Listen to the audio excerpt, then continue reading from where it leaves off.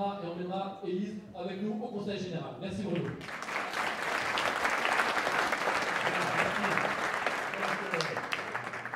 Quelques minutes d'abord pour te souhaiter la bienvenue, Henri. La bienvenue à Saint-Ouen, et tu as vu que cette campagne, elle est plutôt agréable. Le clip montre bien ce qui se passe depuis maintenant plusieurs semaines.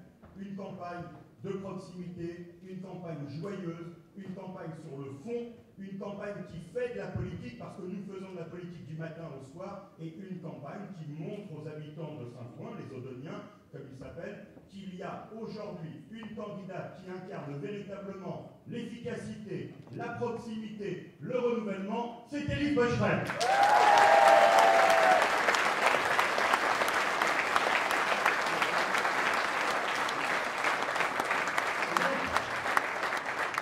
Et donc, à côté de cette campagne joyeuse, en même temps, plus le temps passe, et plus j'ai l'impression que dans ces 15 derniers jours, les choses se politisent un peu.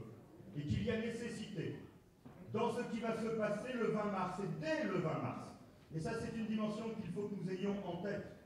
Ne laissons personne à Saint-Ouen penser que le 27 mars est une date importante. Le 20 mars, c'est la date qui fera tout sur le nom de celui ou de celle qui sera conseiller général du canton sud de Saint-Ouen.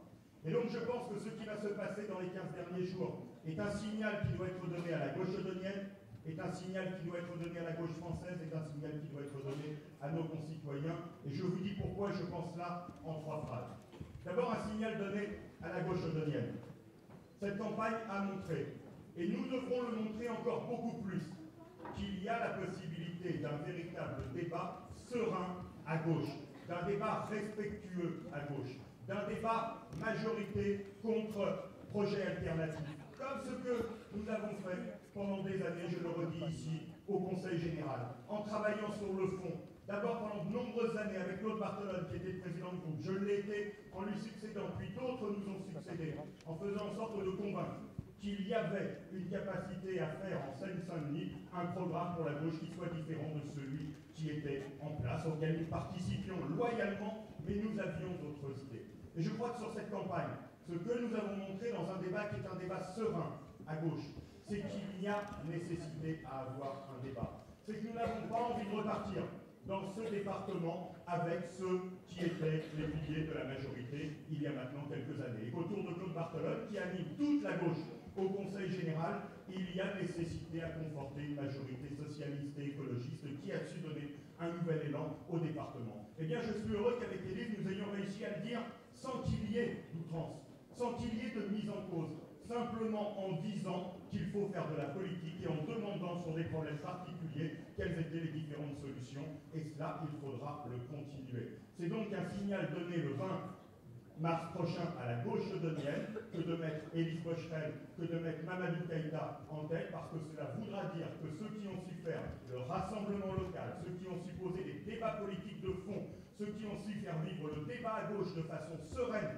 sans s'opposer pour s'opposer, eh bien sont capables de recueillir une majorité de nos concitoyens. Ensuite, je pense que c'est important pour la gauche au niveau national que le total des voix socialistes dès le 20 mars soit un total qui donne du sens à cette élection cantonale, qui oblige chacun à réfléchir ensuite au sens de l'action qu'il va mener dans l'année qui suivra. On le redit, à part les élections cantonales, ce sera la dernière élection politique. Et moi, je souhaite que ce soit une élection qui fasse réfléchir chaque responsable de gauche dans l'année qui va s'écouler. Que ce soit l'élection qui mette chacun en face de ses responsabilités. Et que le débat unique que nous ayons à partir de l'élection cantonale, ce soit quelle est la meilleure organisation à gauche pour faire tomber Nicolas Sarkozy demain. Et c'est dans cette élection cantonale, dès le 20 mars au soir, dans le total des votes, et notamment dans le total des votes socialistes et écologistes, et donc dans ton score, Élise, que l'on saura ensuite si chacun est prêt à analyser ça de façon sereine, là encore, à prendre toutes ses responsabilités pour faire en sorte que les petits jeux personnels à gauche cessent et que l'on se mette sur une véritable stratégie de conquête du pouvoir pour faire reculer le Front National et pour faire battre Nicolas Sarkozy à l'élection présidentielle. Donc le 20 mars sera de ce point de vue-là totalement important. Et puis la dernière chose, c'est que je n'ignore pas que cette élection est aussi importante pour nos concitoyens. Le débat est un débat que le président de la République pose en ce moment, est un débat médiocre et dangereux.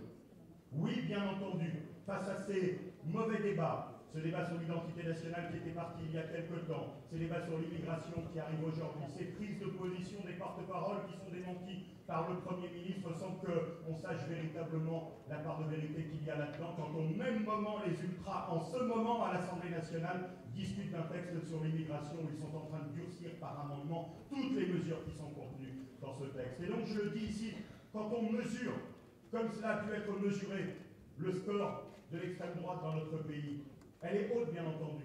La cause en est Nicolas Sarkozy, mais la réponse ne peut en être que les socialistes. Ne lui demandons pas de changer de politique, il ne changera pas de politique. Il est dans une stratégie qui conduira jusqu'au bout. Et donc si nous voulons demain être en situation de barrage, il faut reconnaître certes que la cause c'est le président de la République de cette montée du Front National, mais cela a peu d'importance. C'est nos réponses qui sont attendues. Et une première partie des réponses viendront de la confiance que nous serons le 20 et le 27 mars noués avec nos concitoyens.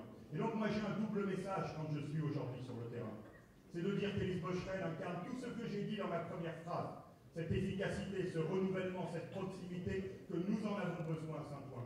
Mais je dis surtout qu'elle est socialiste. Qu'elle est membre d'un grand parti qui demain a envie de s'ouvrir à d'autres, de continuer l'alliance avec les écologistes, de rassembler la gauche et d'incarner un projet pour le pays pour rendre de l'espoir et de la dignité. Car ce qui me semble être aujourd'hui des constantes dans le monde que je vois fonctionner, c'est que ces pays qui se battent, ces hommes et ces femmes qui se battent, bien entendu, on peut toujours penser que leur premier moteur était la liberté.